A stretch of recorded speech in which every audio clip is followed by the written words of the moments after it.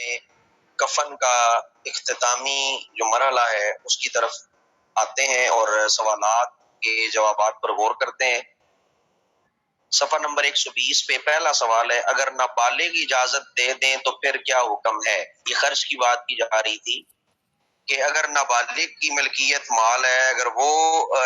جو ہے وہ اجازت دے دیتے ہیں تو پھر کیا کریں؟ تب بھی خرچ کرنا جائز نہیں ہے، کیونکہ نابالغ اجازت دینے کا مجاز نہیں ہوتا۔ یہ کفن کی بات جو پیچھے آپ نے پڑھی ہے کہ کفن دینا چاہیے نہیں دینا چاہیے، تو اگر نابالغ اجازت دے دے کہ میرے مال میں سے دے دو تو اس کی اجازت قابل قبول نہیں ہوگی، کیونکہ نابالغ پہ شرعی احکامات وغیرہ جاری نہیں ہوتے۔ اس وجہ سے اس کی بات جو ہے وہ نہیں مانی جائے گی، اس کی بات کا اعتبار نہیں کیا جائے گا یا اس کی بات کو اہمیت نہیں دی جائے گی۔ دوسرا سوال ہے، کفن کے لیے لوگوں سے کچھ مانگا، وہ اتنا جمع ہو گیا کہ کفن دفن سے کچھ رقم بچ گئی، تو اس رقم کا کیا کریں؟ جن سے لی ہے اگر جانتا ہے تو انہیں واپس کر دے، ورنہ کسی اور محتاج کے کفن کے لیے دے دے یا پھر صدقہ کر دے۔ ٹھیک ہے، جس طرح لوگوں سے مانگنا شروع کر دیتے ہیں کہ کفن کے لیے جو ہے وہ رقم نہیں ہے، دے دیں، لوگ دینا شروع کر دیتے ہیں اور وہ مال اتنا ہو جاتا ہے کہ کفن دفن کے جتنے معاملات ہیں اس سے اضافی مال بچ جاتا ہے۔ اس مال کا کیا کیا جائے؟ اس مال کا طریقہ کار یہی ہے کہ یا صدقہ کر دیں یا کسی غریب کو جو ہے وہ دے دیں۔ اگر آپ کو یہ نہیں کرنا، واپس ہی لوٹانا ہے، تو جس سے لیا ہوا ہے اگر یاد ہے آپ کو فلاں نے اتنا اتنا دیا تھا تو پھر آپ ان کو جو ہے وہ طریقے کے ساتھ حصے کر کے جو ہے وہ واپس کر دیں، تاکہ سب کو جو ہے وہ حصہ برابر مل جائے۔ تیسرا سوال، کفن پہنانے کا طریقہ کار کیا ہے؟ ٹھیک ہے جی، کفن پہنانے کا طریقہ کار، اب اس کا جو ہے وہ آپ کو میں یا تو یہ ہے کہ اس کا عملی کوئی مظاہرہ آپ کے سامنے پیش کروں، تبھی ہے کہ آپ کو چیز جو ہے وہ سمجھ آ جائے۔ میں اس کے لیے جو ہے وہ ٹیشو پیپر یوز کروں گا، اس سے آپ کو اندازہ ہوگا کہ کس طرح جو ہے وہ ہم نے اس کو جو ہے وہ لے کے چلنا ہے اور کیسے جو ہے اس کو بنایا جاتا ہے۔ ٹھیک ہے، یہ اسکرین ذرا میری آن کریں میں، تاکہ کفن پہنانے کا بنانے کا طریقہ جو ہے وہ بتاؤں کس طرح کیا جاتا ہے۔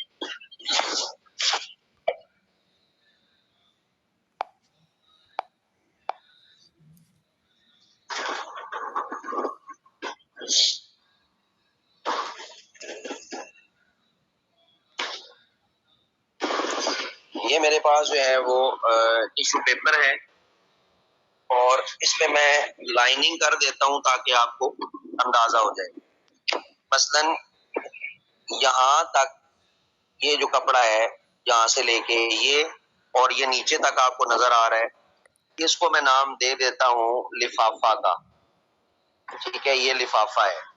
ٹھیک ہو گیا۔ اب میں اسی کے ساتھ ایک اور جو ہے کپڑا، یہ میں نے لے لیا ایک حصہ اس کا، اب اس کے ساتھ میں ایک اور جو ہے وہ رکھوں گا۔ تھوڑی سی میری مدد کریں جی ذرا، ایک منٹ، کیمرہ اس کو پکڑیں، ایسے رکھنا کرتا ہوں پاس۔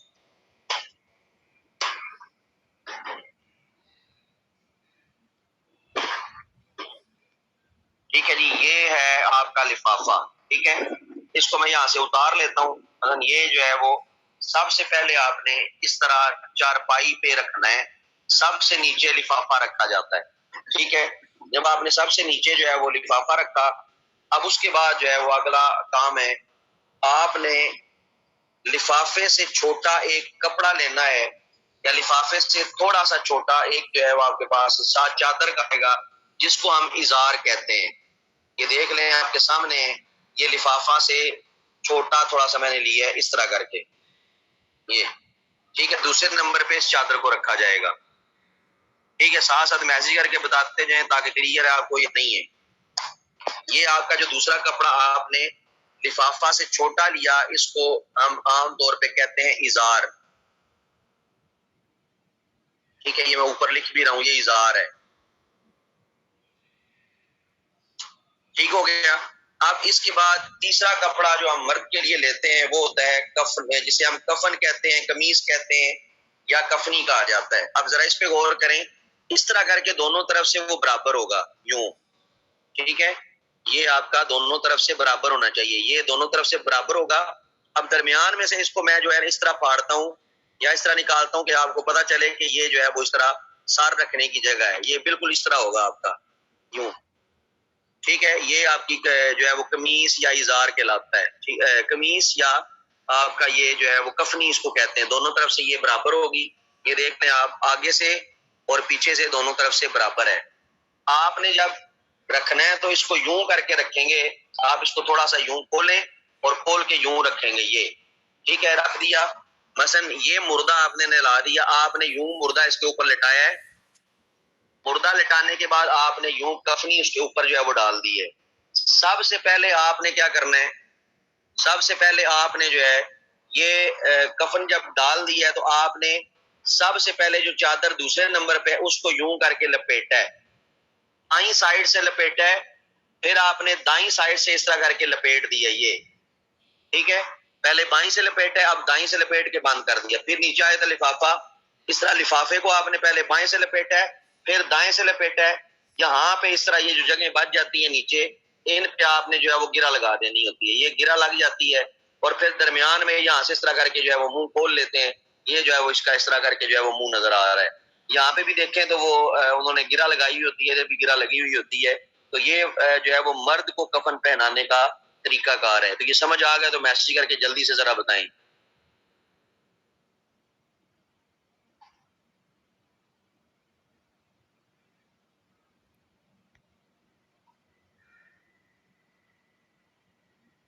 جی ٹھیک ہو گیا۔ اب آتے ہیں ہم عورت کے کفن کی طرف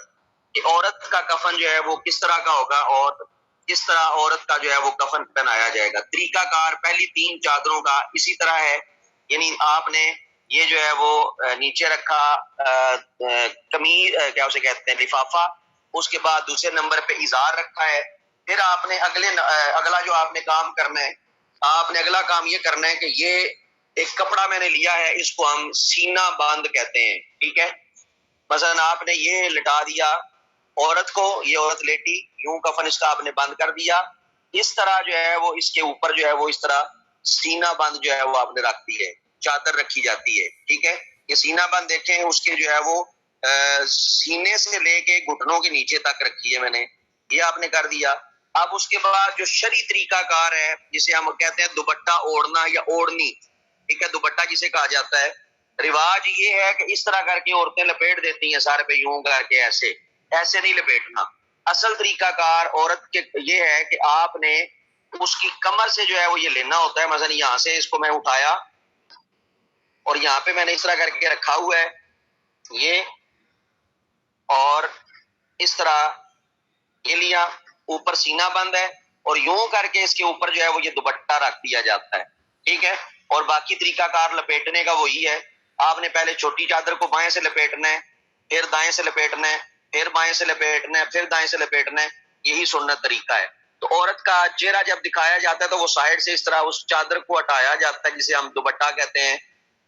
اگر دکھانا مقصود ہو تو دائیں طرف سے آپ اس کو کھول کے دکھا سکتے ہیں یوں کر کے، لیکن عورت کا جو ہے وہ صرف عورتیں ہی چہرہ دیکھ سکتی ہیں، مرد اس کا چہرہ نہیں دیکھ سکتے۔ تو یہ اگر آپ کو سمجھ آ گیا تو بتائیں، اگر اس میں کوئی ہے شک شبہ یا چیز سمجھ نہیں آئی تو میں اس کو ریپیٹ کر سکتا ہوں۔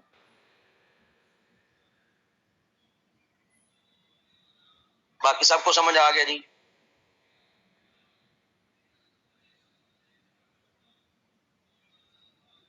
جی یہ آپ نے جو ہے وہ باقیوں کو بھی سکھانا ہے، اور جو دوپٹے کا طریقہ کار ہے، پرانی مائیاں جو ہیں وہ سروں پہ باندھ دیتی ہیں اسی طرح، ٹھیک ہے، تو یہ جس طرح یہ دوپٹہ لے گئے لپیٹ دیا، نیچے شلوار پہنا دیتی ہیں، تو یہ بھی ذہن میں رکھیں سلا ہوا کپڑا نہیں پہنانا آپ نے، ٹھیک ہے، سلا ہوا کپڑا جو ہے وہ نہیں پہنایا جاتا، یہ چیز اب آپ نے ذہن میں رکھنی ہے۔ اس طرح کمر سے انہوں نے لی ہے، یہ درمیان میں سینہ بند رکھا ہے، یہ دیکھیں پردے کا اہتمام کیا جا رہا ہے تاکہ جو ہے وہ اس کا جسم واضح نہ ہو، پھر اس کے اوپر یوں چادر جو ہے وہ ڈالی جاتی ہے اس طرح کر کے جسے ہم اوڑھنی کہتے ہیں، اور پھر جب باقی چادروں کو لپیٹ دیا جاتا ہے تاکہ مکمل پردے کا اہتمام رہے، یوں بند کیا جاتا ہے، اس طرح جو ہے وہ رائٹ سائڈ آپ نے اوپر رکھنی ہے، پھر یوں اس کو کلوز کر دینا ہے یہاں سے، اور پھر آپ نے یہاں سے اس کو کلوز کر دینا ہے، اگر منہ دکھانا مقصود ہو تو پھر جو ہے وہ یہاں سے کھول کے منہ دکھایا جاتا ہے، اور عورتوں کا جو ہے وہ ویسے بھی احتیاط کی جاتی ہے کہ منہ نہ دکھایا جائے، تو مرد تو ویسے بھی نہیں دیکھتے، تو عورتیں جو ہیں وہ یہی جو ہے وہ ان کے لیے کھولا جاتا ہے اس کو بس، باقی جو ہے وہ یہ آپ کا کفن کا سمپل سا سادہ سا طریقہ ہے۔ تو اگر اس میں کسی کا کوئی سوال ہے تو مجھے بتائیں جی۔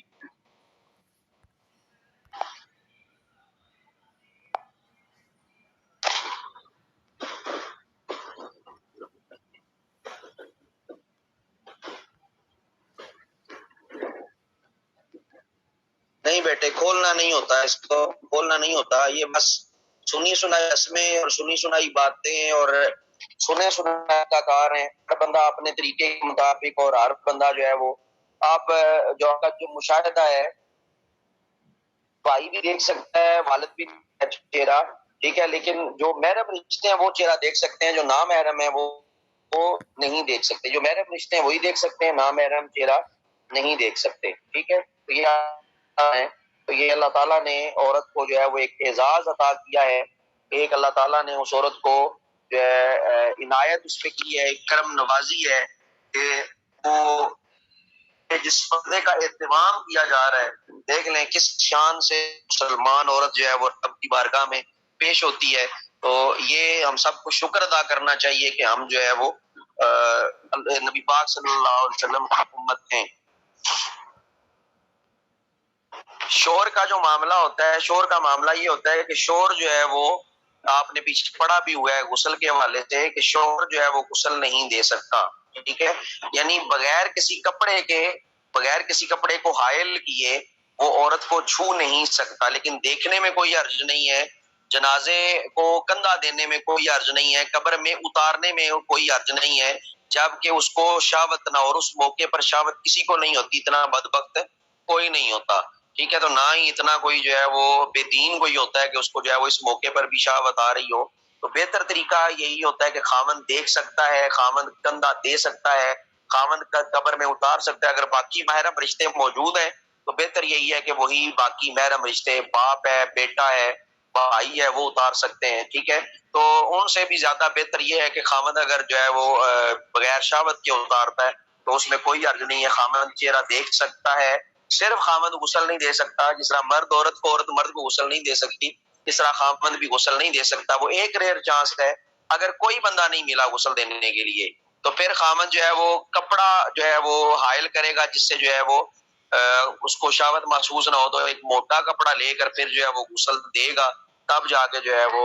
اس طرح کا معاملہ جو ہے وہ ہو سکتا ہے، تب جواز کی ضرورت بنتی ہے، ادروائز اس کے لیے غسل دینا جائز نہیں ہے، دیکھ سکتا ہے، کندھا دے سکتا ہے، قبر میں اتار سکتا ہے۔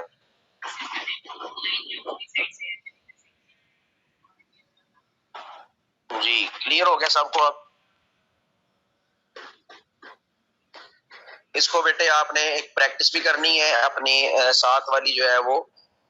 لوگوں کو بتائیں، اپنے اڑوس پڑوس، اپنی جو خواتین ہیں اپنے خاندان کی ہیں، ان کو یہ طریقہ کار سنت سکھائیں۔ اوڑھنی باندھنے میں بہت غلطیاں کی جاتی ہیں، دوپٹہ لینے میں جسے ہم اوڑھنی کہتے ہیں، سینہ بند میں بہت ساری غلطیاں کی جاتی ہیں، کفن میں بہت ساری غلطیاں کی جاتی ہیں، آپ کے سامنے دیکھیں میں نے بولا ہے، اگر میرے پاس کوئی کفن لے کے آتا ہے سلا ہوا ہوتا ہے تو میں واپس کر دیتا ہوں، صرف چادر ہوتی ہے، چادر کو میں خود کاٹ لیتا ہوں، کاٹنے میں خود وہ بندہ کاٹ لیتا ہے، سر نکالنے کی جگہ ہو جائے بس، تو کاٹ کے جو ہے وہ بغیر سلے ہوئے جو ہے اس کو کاٹیں، وہاں پہ جو ہے وہ شکل بنا لے وی کی تاکہ اس کا جو ہے وہ داخل ہو جائے، اور عورت کا اتنا ڈیپ کٹ نہ ہو کہ اس کا جو ہے وہ گلا وہاں پہ جو ہے وہ ظاہر ہو، تو اتنا اس کا جو ہے وہ رکھنا چاہیے حصہ کہ اس کا جو ہے وہ صرف جو ہے وہ گردن اس کی جو ہے وہ اندر جا سکے اس کے اندر۔ جی بیٹے، وہ کمر سے لے کے اوپر لے کے آیا جاتا ہے، پیچھے سے دوپٹہ رکھا جاتا ہے اور جو ہے وہ کمر کی طرف سے لا کے اوپر چہرے پہ دیا جاتا ہے، جس طرح یہ یوں سمجھ لیں وہ پٹھانوں والا نقاب نہیں ہوتا، وہ پیچھے سے لے کے اوپر آتی ہیں، ٹھیک ہے، تو اس طرح کر کے جو ہے نا وہ اس طرح کا جو ہے وہ نقاب ہوتا ہے، اس طرح آج کل بچیاں پہنتی بھی ہیں، اس طرح کا نقاب ہے، تو پیچھے سے جو ہے وہ لے کے آنا نقاب کو، اس طرح کر کے یہ اوڑھنی جو ہے وہ اڑائی جاتی ہے، چادر اڑائی جاتی ہے، ٹھیک ہے، تو جب کھولنا مقصود ہو تو تھوڑا سا ہٹا لیا جاتا ہے، اس کو اتنی گنجائش ہوتی ہے کہ بندہ تھوڑا سا ہٹا کے چہرہ دیکھ سکتا ہے، اور جب جنازہ اٹھنے لگے تو پھر اس کو مکمل بند کر دیا جاتا ہے تاکہ کوئی دیکھ نہ سکے، ٹھیک ہے۔ اس حوالے سے اگر کسی کا کوئی سوال ہے تو بیٹے لازمی کریں، اگر کوئی کنفیوژن ہے لازمی کریں، پوچھیں تاکہ آپ کو جو ہے وہ مکمل اچھے طریقے سے گائیڈ کیا جا سکے۔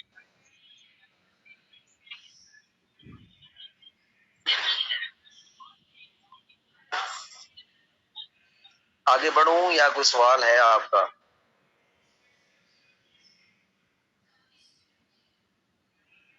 اچھا، اگلے ہم چلتے ہیں اگلے سوال کی طرف، کیا مرد کو زعفران وغیرہ کی خوشبو لگا سکتے ہیں؟ تو مرد کے بدن پر ایسی خوشبو لگانا جائز نہیں ہے جس میں زعفران ملا ہوا ہو، ہاں عورت کو لگائی جا سکتی ہے، ٹھیک ہے، اس میں بھی کوئی شریعت کی حکمت ہوگی۔ تو یہی ہے کہ مرد کے بدن پر جو ہے وہ ایسی خوشبو لگانا جائز نہیں ہے جس میں زعفران ملا ہوا ہو۔ ہاں عورت کو جو ہے وہ لگائی جا سکتی ہے۔ احرام کی حالت میں فوت ہو گیا، کیا اسے بھی خوشبو لگائیں اور اس کا سر کفن آگے کریں جی، اور اس کا سر جو ہے وہ کفن سے ڈھانپ دیں؟ ہاں اسے بھی خوشبو لگائیں، اس کا سر اور منہ کفن سے ڈھانپ دیں۔ بے شک وہ احرام میں فوت ہوا ہے تو لیکن اس کے ساتھ وہی معاملہ کریں گے جو عام معاملہ ہوتا ہے، تو اس کو بھی اس کو اجر ملے گا، اللہ تعالیٰ جو ہے وہ اس کی بخشش کرے گا۔ اگر کسی نے فوت ہونے سے پہلے اپنے مال کو رائے خدا میں خرچ کرنے کی وصیت کی تو کیا کریں؟ کفن دفن کے بعد جو بچے گا، اگر میت کے ذمہ کو قرض تھا تو پہلے وہ ادا کریں، پھر ادائیگی ایک قرض کے بعد جو بچے گا اس مال سے ایک تہائی وصیت پر خرچہ کریں، باقی وارثوں میں تقسیم کر دیں۔ ایک تہائی جو ہے، ایک کا تیسرا حصہ جو ہے وہ وصیت پہ عمل کریں، باقی وارثوں میں تقسیم کریں، وراثت تقسیم کرنا ضروری ہے۔ پھر یہ وہی سوال ہے کہ بعض لوگ تیجا، ساتواں، چالیسواں کے اخراجات کرنے کے بعد جو باقی بچے اسے ترکہ سمجھتے ہیں اور وہ ان اخراجات کے لیے کسی وارث سے اجازت بھی نہیں لیتے، اور نہ وارثوں میں نابالغ ہو تو اس کا خیال رکھتے ہیں کہ کیا یہ صحیح ہے؟ تو اب جو ہے یہ بالکل غلط ہے۔ وارثوں میں نابالغ ہو تو میت کے چھوڑے ہوئے مال سے تیجا، ساتواں، چالیسواں نہیں کر سکتے۔ ہاں وہ بالغ ہیں، وہ اپنے حصے لے کر سکتے ہیں، اپنا حصہ لے لیں، اس کے بعد جو ہے وہ ختم کروانا چاہتا ہے، اصالہ ثواب کروانا چاہتا ہے تو جائز ہے۔ ایک بچی نے پہلے بھی سوال کیا تھا 11ویں کے حوالے سے، 11ویں شریف جو کروانی چاہیے یا نہیں کروانی چاہیے۔ 11ویں شریف جو ہے وہ یہ اصالہ ثواب ہے،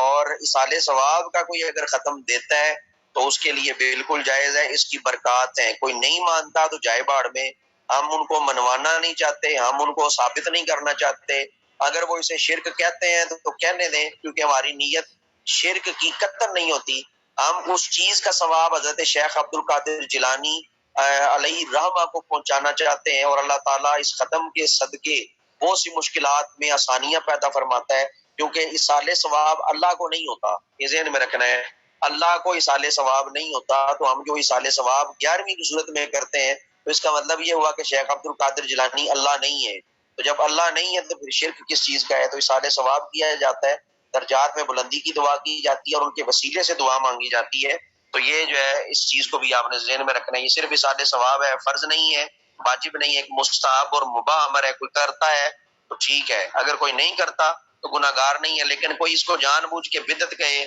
شرک کہے، سب سے بڑا جو ہے وہ گدھا وہی ہے جو ان چیزوں کو بدعت، شرک اور پتہ نہیں کیا کیا جو ہے وہ نام دے دے۔